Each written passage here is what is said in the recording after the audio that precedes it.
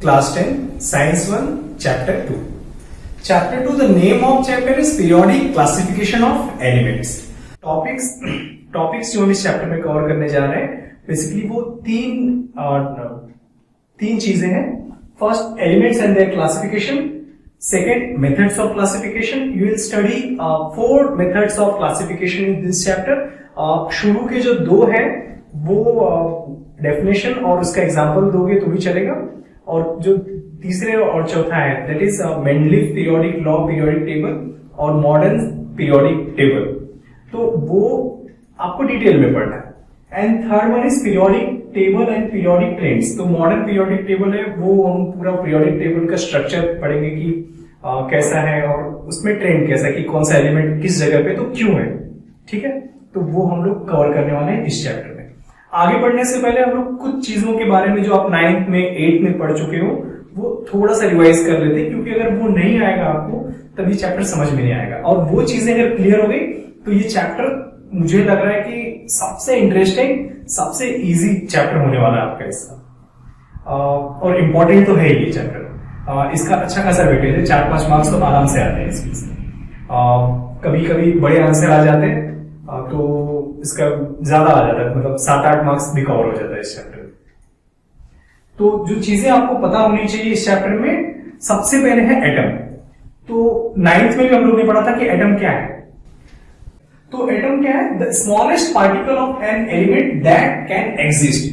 तो किसी भी एलिमेंट का स्मॉलेस्ट पार्टिकल, मतलब हमने 9th में पढ़ा था कि कोई भी चीज लो, एग्जांपल ले लेते हैं, ये डस्टर है. तो डस्टर को लिया आपने, इसको ब्रेक किया, 2 टुकड़े हो गए. ब्रेक किया, उस 2 टुकड़े को और ब्रेक कर सकते हो. करते करते करते करते करते एक पॉइंट पे पहुंचोगे, वहां पे उसको आप ब्रेक कर ही नहीं सकते. तो स्मॉलेस्ट पॉसिबल, जो उससे छोटा कर ही नहीं सकते, आप ब्रेक नहीं कर सकते हो, that is called as atom. ठीक है, तो यहां पे हम डस्टर की बात नहीं कर रहे. डस्टर तो मैंने सिर्फ तुम्हें समझाने के लिए बताया था आप लोगों को. यहां पे हम एटम की बात करेंगे. एटम किसके? एलिमेंट्स के. Second is element. An element is a pure substance that is made up of single type of atom. तो प्योर सब्सटेंस है, कोई चीजें मिली नहीं हुई है. तो इस समय 118 एलिमेंट्स हमको पता है, और इस चैप्टर में हम क्लासिफाई करेंगे. क्लासिफिकेशन मतलब उसको कैटेगराइज करना है. 118 एलिमेंट्स आपको पता है, उसको अलग अलग कैटेगरी में रखना है, उसको क्लासिफाई करना है. वो कैसे करना, वही हमारा पढ़ने का मेन एम है चैप्टर. तो एलिमेंट आपको पता है कि प्योर सब्सटेंस, उसमें कोई चीज मिली हुई नहीं है. जैसे एलिमेंट्स के एग्जांपल है hydrogen, oxygen, carbon, gold, silver, ये सब क्या है? एलिमेंट्स. थर्ड है कंपाउंड. कंपाउंड क्या है? Substance which are made up of 2 और मोर एलिमेंट्स. 2 या 2 से ज्यादा एलिमेंट्स को जब मिला देते हैं तब बन जाता है कंपाउंड. ठीक है, फिर चौथा हम लोग इसमें कवर करने जा रहे हैं वो है molecule. Molecule is related to atom. When 2 or more atoms held together by chemical bond, they are called as molecule. Molecule में oxygen molecule O2, NaCl sodium chloride और CO2 कार्बन डाइऑक्साइड. तो आप देखोगे O2 में 2 atom है, एक oxygen के 2 atom है. O2 मतलब एक ऑक्सीजन, 2 ऑक्सीजन, 2 ऑक्सीजन के 2 एटम मिलके ये मॉलिक्यूल बन गया O2 oxygen. NaCl sodium chloride, sodium का एक एटम, क्लोरीन का एक एटम, तो NaCl. CO2 कार्बन एक एटम और ऑक्सीजन के 2 एटम. तो these are the examples of molecules. तो यहां तक मुझे लग रहा है कि आप लोगों को क्लियर हो गया होगा. Atom, element, compound, molecule. अब सबसे इंपॉर्टेंट चीज है इस चैप्टर में, वो है कंपोनेंट्स ऑफ एटम. एटम के 3 पार्ट होते हैं, आपको पता है 3 कंपोनेंट्स होते हैं. वो अगर नहीं पता है तो ये इसे कहीं पे लिख लो आप लोग. इस साल में कई चैप्टर में बार बार आएगा. तो components of atom are proton, neutron, electron. Proton is positively charge, neutron it is neutral and electron negatively charge. और प्रोटॉन कहां रहता है? प्रोटॉन न्यूक्लियस में, एटम के न्यूक्लियस में प्रोटॉन रहता है. न्यूट्रॉन कहां रहता है? न्यूट्रॉन भी न्यूक्लियस में रहता है. और इलेक्ट्रॉन इलेक्ट्रॉन ऑर्बिट में या शेल्स में रहता है उसके। कंपोनेंट्स ऑफ एटम हो गया, 3 कंपोनेंट्स हो गए इसके, प्रोटॉन, न्यूट्रॉन, इलेक्ट्रॉन, और ये आप कहीं पे लिख लो। और उसके बाद जो सबसे इंपॉर्टेंट है ये 2 पॉइंट 6 और 7, इसको भी आपको लिखना है। जब आपके पास टेक्स्ट बुक आ जाए, अभी तो टेक्स्ट बुक नहीं है आपके पास, जब तो टेक्स्ट बुक के कहीं पे भी ऊपर आप लिख लेना, पेंसिल से या पेन से लिख लो, एटॉमिक नंबर, एटॉमिक मास। ठीक है, एटॉमिक नंबर क्या है? Number of protons in the nucleus of an atom.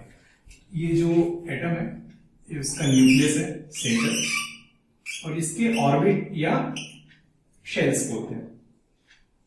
यहां पे रहता है प्रोटॉन और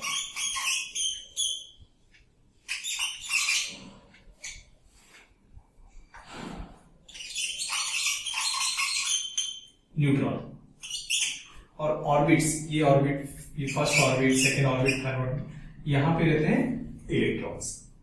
तो आपको जो चीजें याद रखनी है वो है एटॉमिक नंबर। जनरली जो एटम होते हैं उसके अंदर जितना प्रोटॉन है, न्यूट्रॉन है, इलेक्ट्रॉन, तीनों सेम होते हैं, मतलब जितना नंबर प्रोटॉन है उतना ही न्यूट्रॉन और उतना ही इलेक्ट्रॉन। थोड़ा फ्रैक्शनल डिफरेंस होता है, लेकिन वो आपको नहीं पढ़ना, आपको ये याद रखना है कि जितना सब चीजें सेम सेम रहती है। तो एटॉमिक नंबर क्या है? Number of protons in the nucleus of atom. तो जितने नंबर ऑफ प्रोटॉन है उसको हम बोलते हैं एटॉमिक नंबर। सेकेंड है atomic mass, the number of proton and neutron present in the nucleus of atom. तो प्रोटॉन प्लस न्यूट्रॉन, वो क्या हो गया तुम्हारा? Atomic mass. एग्जाम्पल के लिए ऑक्सीजन ले लो, ऑक्सीजन है, इसका एटॉमिक नंबर है 8, तो इसका एटॉमिक नंबर है 8, मतलब इसके अंदर नंबर ऑफ प्रोटॉन्स आर 8, और इसका एटॉमिक मास है 16, मतलब 8 proton plus 8 neutron equals to 16। तो ये इसका हो गया एटॉमिक मास। ठीक है, अब ये इंपॉर्टेंट इसलिए है एटॉमिक मास और एटॉमिक नंबर, क्योंकि जो हम पढ़ने जा रहे हैं ये वाली चीज, मेथड्स ऑफ क्लासिफिकेशन, जिसके अंदर 4 मेथड है, वो चारों के चारों डिपेंड करते हैं एटॉमिक मास और एटॉमिक नंबर, एटॉमिक मास पे। तो शुरू में बहुत कम एलिमेंट्स बताते, 30-35 कुछ एलिमेंट्स बताते, तब उनको क्लासिफाई किया गया था मेटल्स, नॉन मेटल में। फिर और चीजें पता होने लगी, और एलिमेंट्स डिस्कवर होने लगे, तब क्लासिफिकेशन मेटल, नॉन मेटल और मेटलॉइड्स में किया गया। और क्लासिफिकेशन के जो 4 मेथड थे, उसमें से 4 मेथड में 3 मेथड जो है वो they are based on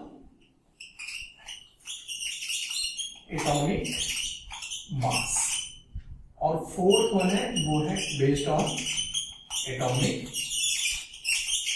number. इसीलिए मैंने कहा कि आपको एटॉमिक मास और एटॉमिक नंबर इसका क्लियर आइडिया होना चाहिए कि क्या एटॉमिक मास है और क्या एटॉमिक नंबर है। अगर ये नहीं होगा तो कंफ्यूज हो जाओगे, सिर्फ याद करोगे, रट्टा मारोगे तो ठीक है, फिर रट्टा मारने में प्रॉब्लम क्या होती है कि एक बार सही लिख दो, 2 बार सही लिख दो, लेकिन जहां पे लिखना है बोर्ड एग्जाम में भूल जाओ तो वहां पे गलत लिख सकते हैं। इसलिए आप समझ लोगे तो फिर कभी नहीं भूलोगे।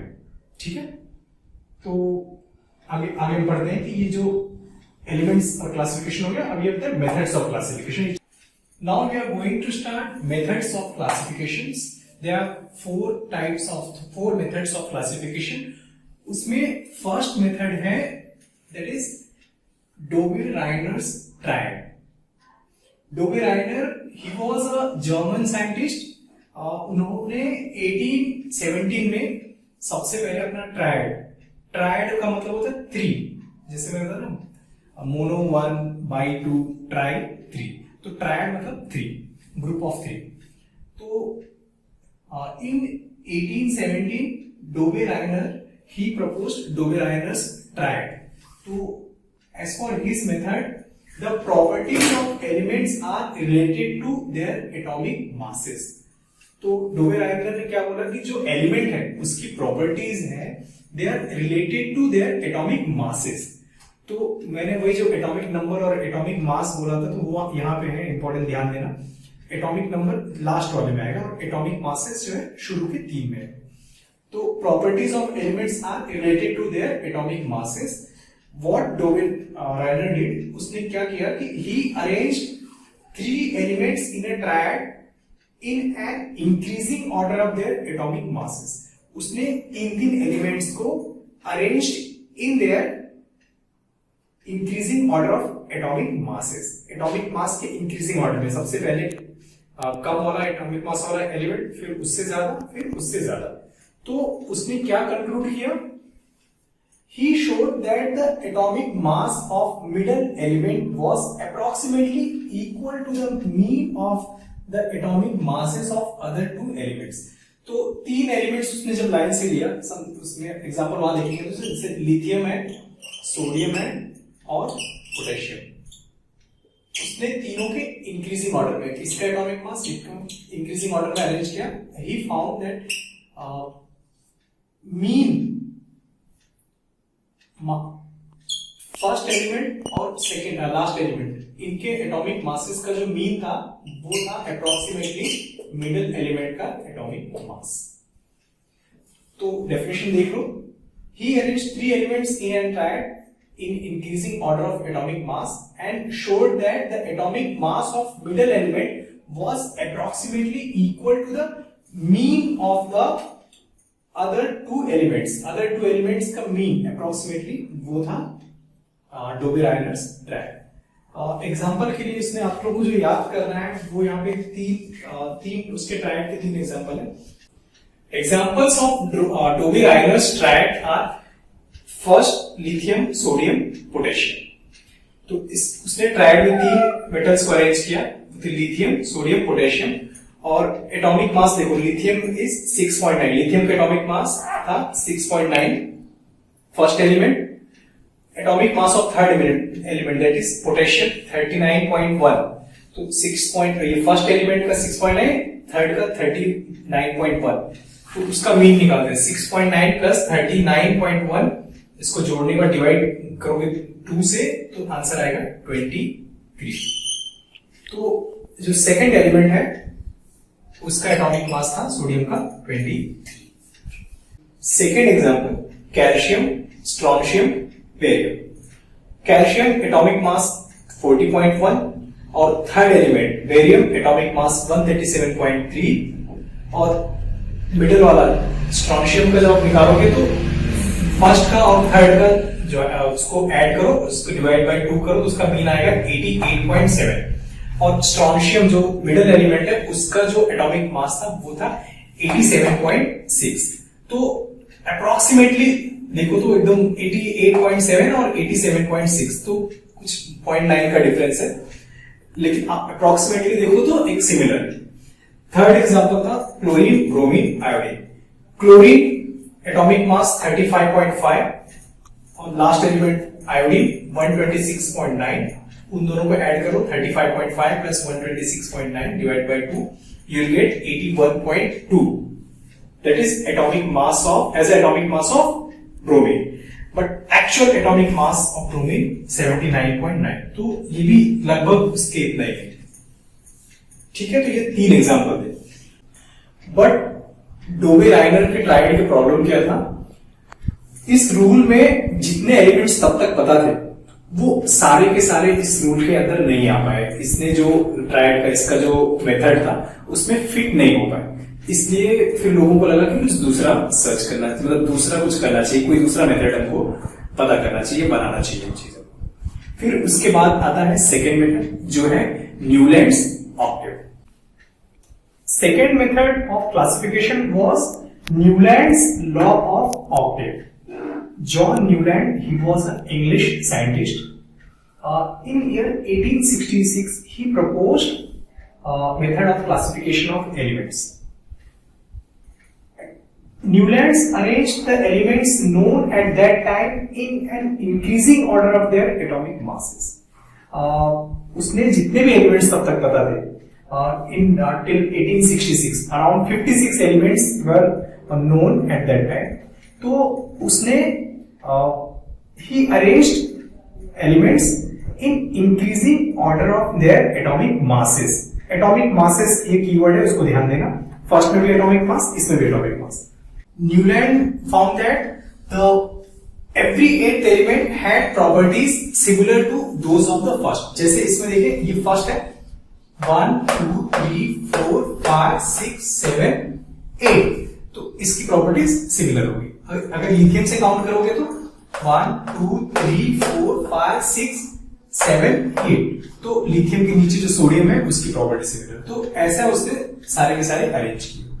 और इसको लॉ ऑफ ऑक्टेव इसलिए बोलते हैं क्योंकि जैसे आप म्यूजिक के नोट होते हैं अपने इंडियन म्यूजिक में सा रे गा मा पा दा नी सा, तो सा रे गा मा से सा से शुरू होता है और फिर से लास्ट में सा, मतलब फिर से तो आठवां सा रे गा मा पा दा नी सा, तो पहला सा लास्ट का सा। तो एवरी एट्थ एलिमेंट अपनी प्रॉपर्टी रिपीट कर रहा था। कब? जब हम उसको अरेंज कर रहे थे in increasing order of their atomic masses. और ये म्यूजिक के नोट थे, उसकी सिमिलरिटी थी, इसलिए इसका नाम रखा उसने ऑक्टेव। लेकिन न्यूलैंड का जो ये लॉ था उसके भी कुछ लिमिटेशंस थे, क्योंकि हमने पढ़ा कि अभी तो कितने मेथड है? 4 मेथड। फर्स्ट मेथड था डोबे-राइनर्स का, वो ट्रायल वाला था, वो इसलिए हो गया क्योंकि जितने भी एलिमेंट्स थे सब उस लॉ को नहीं फॉलो कर रहे थे। तो सेम भी न्यूलैंड के साथ भी ऐसा हुआ कि जितने एलिमेंट्स 56 एलिमेंट उस टाइम तक पता थे कि सारे के सारे उसका जो लॉ था उसमें फिट नहीं बैठे, इसलिए उसके कुछ लिमिटेशंस थे। उसके कुछ लिमिटेशंस थे, वो लिमिटेशंस फर्स्ट है एप्लीकेबल अप टू कैल्शियम। तो शुरू से जब किया तो सिर्फ कैल्शियम तक ही, यहां से देखो मतलब हाइड्रोजन से लेकर कैल्शियम तक ही फॉलो हुआ। इसके बाद की जो प्रॉपर्टीज थी वो डिफरेंट हो गई। तो अगर ये पूरा मैग्नीशियम कैल्शियम और Za और Sr Zn Sr इन सब ने अपनी प्रॉपर्टी सिमिलर नहीं, सिर्फ यहां तक इतना ही एप्लीकेबल रहा, उसके बाद एप्लीकेबल नहीं रहा। Second limitation was in order to accommodate all the elements he placed 2 elements in some boxes. जैसे यहाँ पे देखो कोबाल्ट निकल एक जगह पे डाल दिया, यहाँ पे Ca और La को एक जगह पे डाल दिया, तो ऐसी मिस्टेक्स उन्होंने करी। तो ये नहीं समझ में आ रहा, जैसे बॉक्स है अगर क्लासिफिकेशन करें तो एक जगह पे एक ही आना चाहिए एक बॉक्स में, लेकिन उन्होंने कुछ जगहों पे 2 कर दिया, तो ये भी उनके लिमिटेशंस में काउंट हुए। Third limitation was placed some elements with different properties. उसने जैसे कि हमने किया कि सिर्फ कैल्शियम तक ही उनका लॉ फॉलो हो रहा था, उसके बाद जो डाला उन्होंने तो कुछ के जो प्रॉपर्टीज थे वो सिमिलर नहीं थे। Fourth limitation of Newlands Octave was it does not had provision to accommodate newly discovered elements। तो नए जो डिस्कवर होने वाले एलिमेंट्स थे फ्यूचर में उसको एकोमोडेट कर सके, ऐसी कोई उनके अंदर प्रोविजन ही नहीं रखा था। इसलिए न्यूलैंड का जो ऑक्टेव था वो फेल हो गया और लोगों को लगा कि इससे आगे सोचने की जरूरत है। तो उसके बाद जो तीसरा मेथड है वो था मेंडलीव्स पीरियोडिक टेबल, जो हम स्टडी करने वाले हैं नेक्स्ट लेक्चर में। और नेक्स्ट लेक्चर थोड़ा बड़ा होगा अपना, उसमें मेंडलीव्स पीरियोडिक टेबल और मॉडर्न पीरियोडिक टेबल इन दोनों को डिस्कस करने वाले हैं। तो अभी के लिए इतना ही। खाली आपको ये याद रखना है कि जो मेथड्स ऑफ क्लासिफिकेशन है they are based on atomic number, atomic masses. शुरू के जो 3 क्लासिफिकेशन के मेथड थे वो थे बेस्ड एटॉमिक मासेस पे। तो हमने अभी पढ़ा डोबे-राइनर और न्यूलैंड्स, दोनों किस पे डिपेंड थे? एटॉमिक मासेस पे। जो तीसरा आने वाला है मेंडलीव्स का, वो भी एटॉमिक मासेस पे डिपेंड होगा। और लास्ट वन जो है जो करंट यूज कर इसको मॉडर्न पीरियोडिक टेबल बोलते हैं, वो है एटॉमिक नंबर पे बेस्ड, वो हम पढ़ेंगे नेक्स्ट लेक्चर।